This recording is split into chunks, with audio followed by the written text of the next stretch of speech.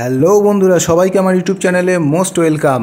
আজকে আমি আপনাদেরকে ঘোরাবো কলকাতা, একদম প্রপার কলকাতার বুকে সিদ্ধি বিনায়ক মন্দির, যেটা দেখলে আপনারা অবাক হয়ে যাবেন।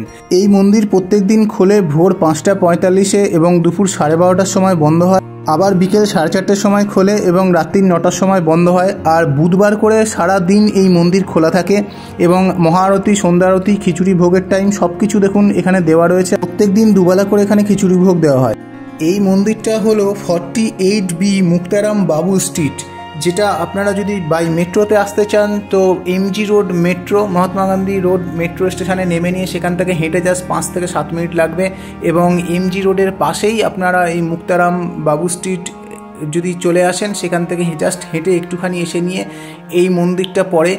আর এটা ঢুকে নিয়ে আপনার মনে হবে যেন বিশাল বড় কোনো প্রাসাদ, মানে রাজভবন টাইপের এর আদলে এটা তৈরি।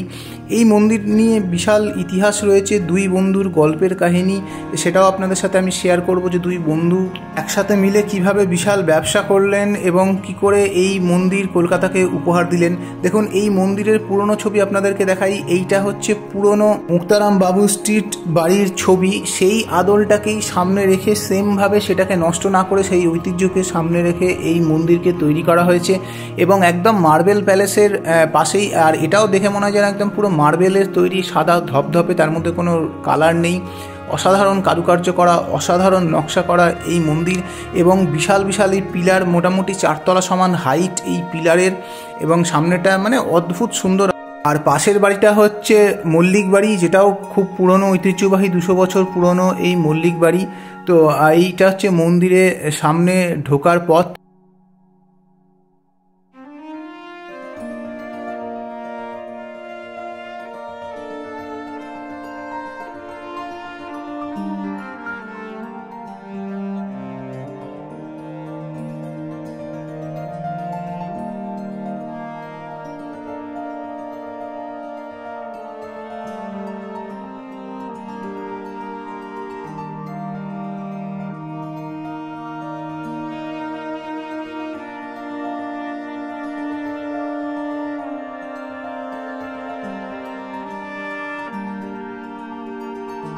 সামনেটা এখানে বিশাল বড় এরকম দালান করা, উপরে ব্যালকনি করা, আর তার উপরে সব দরজা, আর তার উপরে রয়েছে কড়িবর্গার কারুকার্য করা। আর এখানে দেখুন শরবত দেওয়া হচ্ছে, ঠাকুরের ভোগ খিচুড়ি দেওয়া হচ্ছে। এখানে প্রত্যেক দিন সকালবেলা এবং বিকেলবেলা দুবেলা করেই ঠাকুরের খিচুড়ি ভোগ দেওয়া হয়। তার সাথে হাত ধোয়ার ব্যবস্থা, জল খাওয়ার ব্যবস্থা, সব রকম ব্যবস্থাই আছে সম্পূর্ণ বিনামূল্যে এগুলো। আর খুবই ভালো লাগবে, জায়গাটা খুবই ঠান্ডা। এই বিশাল প্রাসাদের ভেতরের জায়গাটা একদম মনে হচ্ছে যেন সেই এসি লাগানো, এত সুন্দর, এত ঠান্ডা। এবার এই মন্দিরের ইতিহাস সম্বন্ধে কিছু বলি। কলকাতাতেই ঠিক 60-এর দশকে দুই বন্ধুর আলাপ হয়, রাধেশ্যাম আগারওয়াল এবং রাধেশ্যাম গোয়েঙ্কা। এই দুই বন্ধু অবাঙালি হলেও রন্ধে রন্ধে ছিল তাদের মধ্যে বাঙালিয়ানা। এই যে ছবি দুটো দেখছেন, এই ছবি দুটোই হলো রাধেশ্যাম গোয়েঙ্কা এবং রাধেশ্যাম আগারওয়াল। দুজনের বয়সের ফারাক ছিল মাত্র 1 বছরের। দুজনে একই স্কুলে পড়লেও পরে আলাদা কলেজে পড়েন, কিন্তু তাদের বন্ধুত্ব ছিল, নিয়মিত দেখা হতো এবং লাইব্রেরিতে যেতেন, এবং সেখান থেকেই তাদের মাথায় আসে যে কসমেটিক প্রোডাক্ট নিয়ে বিজনেস করার। তারপরে কলেজ শেষ হলে দুজনে মিলে একসাথে ব্যবসায় নেমে পড়েন, তবে পুঁজি ছিল মাত্র 20,000 টাকা। দুজনে মিলে উত্তর কলকাতায় কেমকো কেমিক্যাল নামে একটি সংস্থা তৈরি করেন, কিন্তু সে ব্যবসা চলে না। তারপরে দুজনেই বিড়লা গ্রুপে কিছু বছর চাকরি করার পরে আবার ব্যবসায় নামেন এবং তাদের সম্বল ছিল cold cream, vanishing cream, talcum powder, এবং সেই নতুন কোম্পানির নাম হয় ইমামি। এবং সেই ইমামি আজকে 300-রও বেশি প্রোডাক্ট রয়েছে এবং ওই 20,000 টাকার পুঁজি থেকে শুরু করে আজকে 50,000 কোটি টাকার বিজনেস ইমামি বর্তমান সময়। তাদের তৃতীয় প্রজন্ম এই ব্যবসার বর্তমানে উত্তরাধিকারী।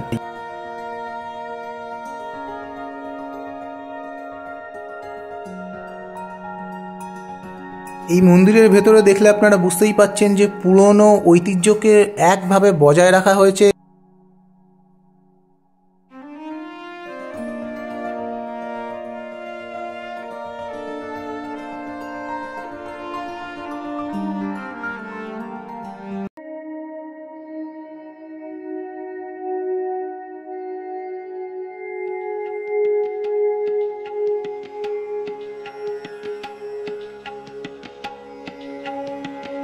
একেবারে মুম্বাইতে যেরকম সিদ্ধিবিনায়ক মন্দির রয়েছে, যে মূর্তি রয়েছে লাল রঙের, হুবাহুব সেম এরকম মূর্তি এখানেও ওইভাবেই তৈরি করা হয়েছে এবং বিশাল বড় সিংহাসনের মধ্যে ঠাকুরকে এখানে বসানো। এবার দেখুন আপনাদেরকে ভেতরের অংশটা একবার দেখাই যে কত সুন্দর কারুকার্য করা এবং একেবারে পুরনো যে জমিদার বাড়ি বা পুরনো বাড়ির কলকাতার যে ঐতিহ্য সেইটাকে একভাবে বজায় রাখা হয়েছে এবং মানে দারুণ করে, মানে এখানে আসতে গেলে মনে হবে যেন পুরনো যুগে ফিরে গেছেন, ঠিক সেরকমই একটা ফিলিংস হবে। আর কারুকার্য করা খুব সুন্দর, মানে প্রত্যেকটা জায়গা খুব সুন্দর। আর মেন ব্যাপার হচ্ছে যে কোনো রকম এখানে কিন্তু কোথাও রঙের ব্যবহার করা হয়নি, সম্পূর্ণ ভেতর বাইরে সবটাই সাদা। এখানে গণেশজির বাহন মানে মূষক বাহন এখানে রয়েছে, দুপাশে দুটো হয়তো রূপোর আর তার সামনে পাথরেরও দুটো এরকম দুপাশে দুটো মূষক বাহন রয়েছে। তো আমি এখন মন্দিরের ভেতরের দিকে যাচ্ছি। দেখুন এখানে সামনে ভোগ নিয়ে বসে আছেন, তো এখান থেকে সবাই এসে নিয়ে এখান থেকে ভোগ নিয়ে ভোগ খেতে পারেন। তবে মন্দিরের ভেতরে ভোগ খাওয়া যাবে না, ভোগটা বাইরে গিয়ে খেতে হবে। এবারে ঠাকুরের স্থানটা এবং কারুকার্য সিংহাসনটা দেখুন কি অদ্ভুত।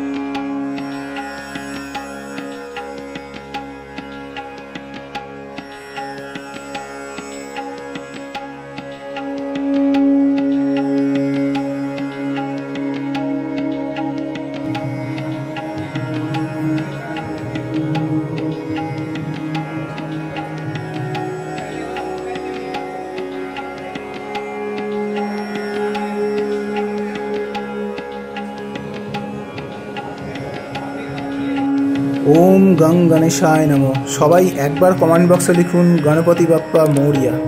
মূর্তিটা দেখুন একেবারে হুবাহুব মহারাষ্ট্রের সিদ্ধিবিনায়ক মন্দিরের মতো।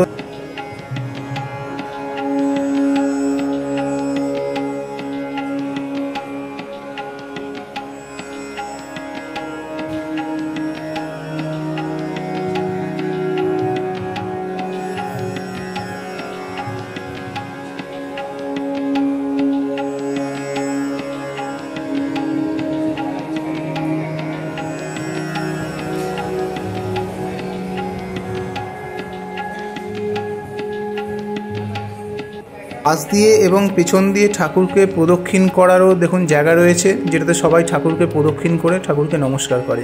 আর এখানে যে স্বস্তিক চিহ্নটা দেখতে পাচ্ছেন ঠিক তার উল্টো দিকেই রয়েছে গণেশ ঠাকুরের মূর্তি।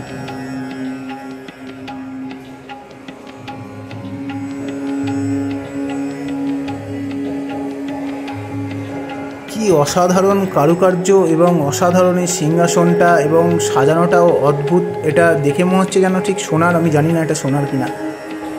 আর নিচে নেমে নিয়ে ঠিক গণেশ ঠাকুরের যে মন্দির বা মূর্তি রয়েছে ঠিক তার উল্টো দিকেই রয়েছে হনুমানজি বজরংবলীর মন্দির। এখানে হনুমানজি বজরংবলীকেও নিত্য পুজো করা হয় প্রত্যেক দিন। খুব সুন্দর করে ফুল দিয়ে সাজানো এবং বজরংবলীর ধ্বজা লাগানো রয়েছে।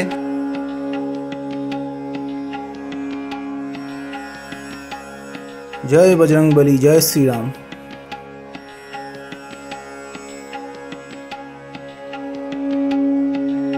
এবারে এই মন্দির তৈরি হওয়ার বাকি কাহিনীটা বলি। গণেশ ঠাকুরের আশীর্বাদে ইমামি গ্রুপের বিশাল ব্যবসা হওয়ার পরে সেই দুই বন্ধু মিলে ঠিক করলেন যে তারা কলকাতাকে সিদ্ধিবিনায়ক মন্দির উপহার দেবেন, যার জন্য মানুষকে আর মহারাষ্ট্রে যেতে হবে না সিদ্ধিবিনায়ক মন্দির দর্শন করার জন্য, কলকাতাতেই দর্শন করতে পারবেন। যার জন্য এই মন্দির তৈরি করা হয়। 2020 সালের 28শে ফেব্রুয়ারি এই মন্দির জনসাধারণের জন্য খুলে দেওয়া হয়। এই মন্দিরে সকলেই প্রবেশ করতে পারেন এবং এই মন্দিরে ডায়াবেটিস ক্লিনিক রয়েছে, যেখানে স্বল্প মূল্যে দূর দূরান্তের মানুষ স্বাস্থ্য পরীক্ষা করাতে আসেন। এছাড়া স্কিল ডেভেলপমেন্ট সেন্টার রয়েছে, যেখানে দুস্থ মেয়েদের নার্সিং শেখানো হয় এবং নামমাত্র টাকায় ছেলেমেয়েদের spoken English, fashion designing, tally software এবং বিভিন্ন কিছু শেখানো হয়। তাই এটা শুধু মন্দির নয়, এখান থেকে বিভিন্ন রকম সোশ্যাল ওয়ার্কও করা হয় এবং গরিব মানুষদের জন্য বহু রকম ব্যবস্থা রয়েছে। তো আপনাদের কেমন লাগলো এই মন্দির অবশ্যই কমেন্ট করে জানাবেন এবং ভিডিওটা ভালো লাগলে লাইক করবেন। চ্যানেলে নতুন থাকলে অবশ্যই সাবস্ক্রাইব করবেন। আমার একটা ঘোরার চ্যানেল, আপনারা ঘুরতে গেলে প্রচুর ইনফরমেশন পাবেন, হেল্প হবে আপনাদের ঘোরার জন্য। একদিন বিকেলবেলা এসে ঘুরে যেতেই পারেন, এই মন্দিরে এলে খুবই ভালো লাগবে, জায়গাটা খুবই সুন্দর।